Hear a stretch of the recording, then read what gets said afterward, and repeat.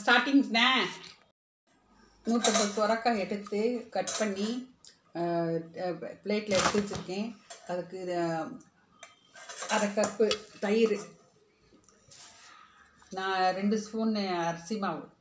இப்போ வந்து சொரக்காவை நல்லா மிக்சியில் அடிச்சுட்டு பியூரியாக எடுத்துக்கிட்டு இந்த தயிரையும் அரிசி மாவையும் கொஞ்சம் சால்ட்டு போட்டு பிசைஞ்சிட்டு ஆவியில் வேக வச்சுட்டு அப்புறம் வந்து நம்ம கட் பண்ணி எடுத்தால் சூப்பரான பன்னீர் ரெடி.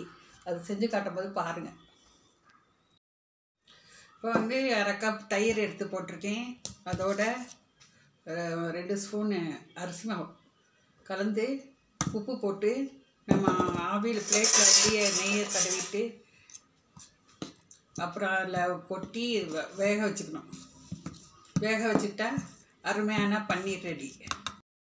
இந்த பன்னீர் துண்டுகளை இப்படி செஞ்சு வச்சுக்கிட்டு நம்ம தேவைப்படும் போது இந்த மாதிரி செஞ்சு வச்சுட்டு இந்த குழம்பு நம்ம பட்டாணி பன்னீர் குழம்பு செய்யலாம், வெறும் இந்த பன்னீர் கிரேவி செய்யலாம், அதோட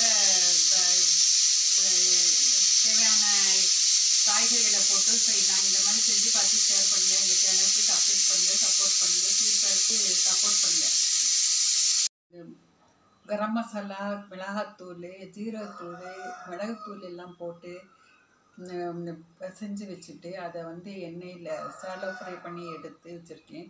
இது சாப்பிட சுரக்காய் பன்னீர் சூப்பராக இருக்குது. இந்த மாதிரி நம்ம காய்கறிகளை பன்னீர் செஞ்சு சாப்பிட்டா உடம்புக்கு ஹெல்த்தி.